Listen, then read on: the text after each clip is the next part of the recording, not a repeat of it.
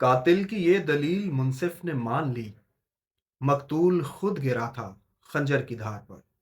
یہ کہانی ہے نظام انصاف کی، بلکہ یہ کہنا ٹھیک ہوگا کہ یہ کہانی ہے انصاف کے قتل کی۔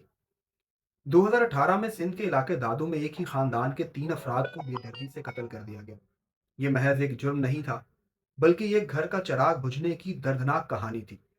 باپ، دادا اور چچا تینوں قتل ہو گئے، اور پیچھے رہ جاتی ہے ایک بیٹی جس کا نام ہے ربا۔ وہ بہادر بیٹی جس نے رو کر خاموش ہونے کے بجائے ظلم کے خلاف ڈٹ کر کھڑے ہونے کا فیصلہ کیا۔ وہ عدالتوں کے باہر کھڑی رہی، میڈیا کے سامنے آئی اور ہر پیشی پر ایک ہی سوال دہراتی رہی: کیا مجھے انصاف ملے گا؟ 8 سال میں 392 پیشیاں ہوئی، اور اسی طرح وقت گزرتا رہا، لیکن اس کی امید نہیں ٹوٹی۔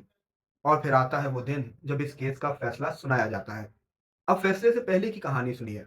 دادو کی عدالت کے اطراف سیکیورٹی سخت کر دی جاتی ہے، 2 کلومیٹر دور تک حصار قائم کیے جاتے ہیں، 30 تھانوں کے S H Os, 6 D S Ps اور 600 کے قریب اہلکار تعینات کیے جاتے ہیں۔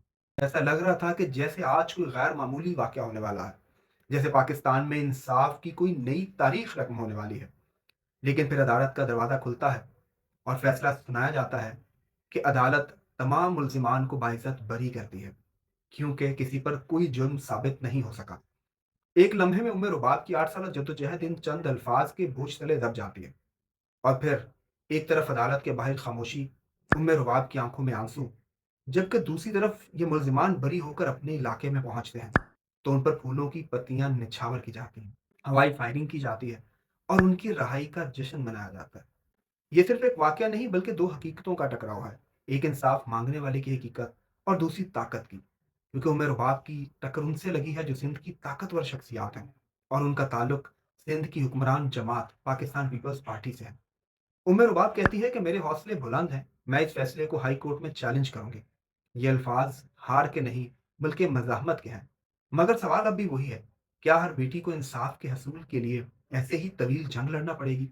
یہ کیس ہمیں سوچنے پر مجبور کرتا ہے کہ کیا مسئلہ عدالت کا ہے یا تفتیش کا، یا پھر اس پورے نظام کا، جہاں طاقتور کی چلتی ہے، جہاں گواہ بدل جاتے ہیں، ثبوت کمزور کر دیے جاتے ہیں، اور سچ کو دھندلا دیا جاتا ہے۔ یہ صرف ایک کیس نہیں بلکہ ایک آئینہ ہے جس میں اس نظام کے چہرے پر گرد ہے۔ رباب صرف ایک نام نہیں بلکہ اس نظام اور ظلم کے خلاف کھڑے ہونے کی بہترین علامت ہے۔